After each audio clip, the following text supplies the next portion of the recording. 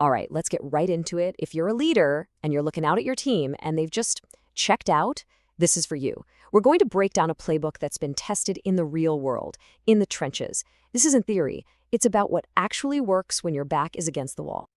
And that quote right there, that's the whole point. This isn't some advice coming from an ivory tower. No, this comes from someone who's actually had those sleepless nights, replaying conversations and wondering, am I even cut out for this? It's a way of saying you are not alone in this, and believe it or not, there is a way through. So that really is the million-dollar question, isn't it? You can feel the disengagement, the numbers are telling a story you definitely don't want to hear, the energy in the room is just gone. So where on earth do you even start to fix it?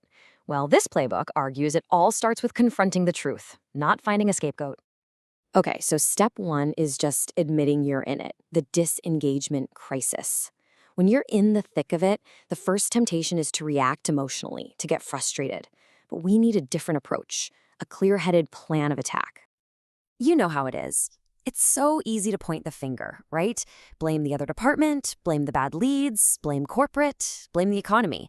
It's a totally natural defense mechanism. But here's the thing. Pointing fingers is a complete dead end. The first real move is to ignore that instinct and instead look right at your own system. Which brings us to section 2, find the brutal truth. This whole thing kicks off with a rapid 48-hour diagnosis. The goal isn't some long, drawn-out analysis. Nope. It's a surgical strike to find out what is really broken. Speed and precision are absolutely everything here. And this distinction is so critical. The numbers, your sales reports, your metrics, they tell you what is happening. They show you the symptoms. But to understand why it's all happening, you have to go deeper. And for that, you have to talk to the people on the front lines. And I don't mean you go ask the managers. No, you go straight to the people doing the work. And you ask them these 3 questions. Seriously, these questions are pure gold. They cut right through all the corporate speak and give you the unfiltered, on-the-ground truth about what's causing friction, what the hidden opportunities are, and what's actually going right.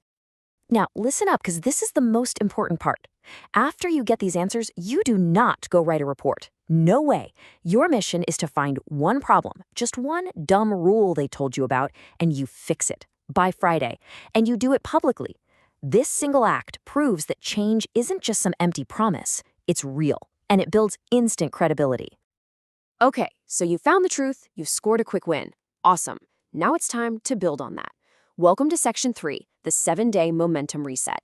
This is how you go from chaos to clarity in just 1 week. And the structure here is everything. It starts on day 1 with a purpose reset meeting. It's a total reality check to get everyone back on the same page.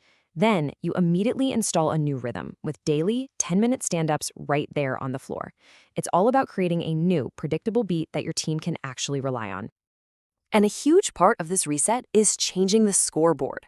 We have to stop celebrating only the final outcome, like the sale. We have to start celebrating the daily behaviors that lead to that sale. When you publicly recognize someone for doing a great needs assessment, you're showing everyone else exactly what winning looks like, step by step. And remember that fix it by Friday thing? Well, don't stop. Keep it going. Pick one of those dumb rules and kill it every single week. Just imagine the message that sends to your team. They see you week after week, actively removing obstacles and making their lives easier. This isn't just a task, it's proof that you are on their side. So, look, those short-term fixes are amazing for stopping the bleeding, but they won't build a healthy culture by themselves. Now we have to shift to the long game, the system that creates a sustainable, high-performing team. And this whole system really stands on 3 pillars. First, radical transparency. Put the numbers up for everyone to see, the good and the bad. It builds incredible trust. Second, vulnerable leadership. That means you own your mistakes publicly. If the boss can admit they messed up, it makes it safe for everyone else. And third, daily recognition. You gotta be a hunter for good stuff, catching people doing things right every single day.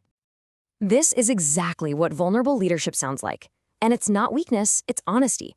When a leader says this out loud, it gives the entire team permission to be human, to take smart risks, and to learn from mistakes instead of hiding them. It's a total game changer for your culture. The words you choose as a leader are a huge piece of this system. Look at the difference here. We're behind in our numbers, that just creates pressure.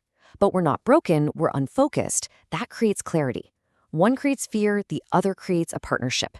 Your words literally create the world your team works in. And this applies to everything.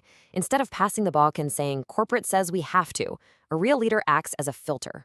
They protect the team from nonsense. And instead of shutting down new ideas with, we've always done it this way, you open the door to innovation. How you communicate is just as critical as what you communicate. So, we've covered the diagnosis, the momentum, and the long-term systems. But the final takeaway here is probably the most important of all. This whole playbook, it's not a program you just install and walk away from. It's a mindset. The real secret to all of this is that there are no overnight miracles. Great teams are built through consistency. They're built by leaders who make the choice every single day to show up, to listen, to remove the obstacles, and to lead with integrity, especially on the days they don't feel like it. And you can never, ever forget this. They see how you react under pressure. They see who you praise and who you ignore. They see if your actions actually match your words.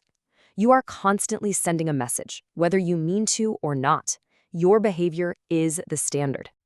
Ultimately, this entire playbook, all these ideas, they all boil down to this one simple question. It's not about what you did last year or what you plan to do next quarter. Leadership is a choice you make every single morning. So, what are you going to choose to show your team tomorrow?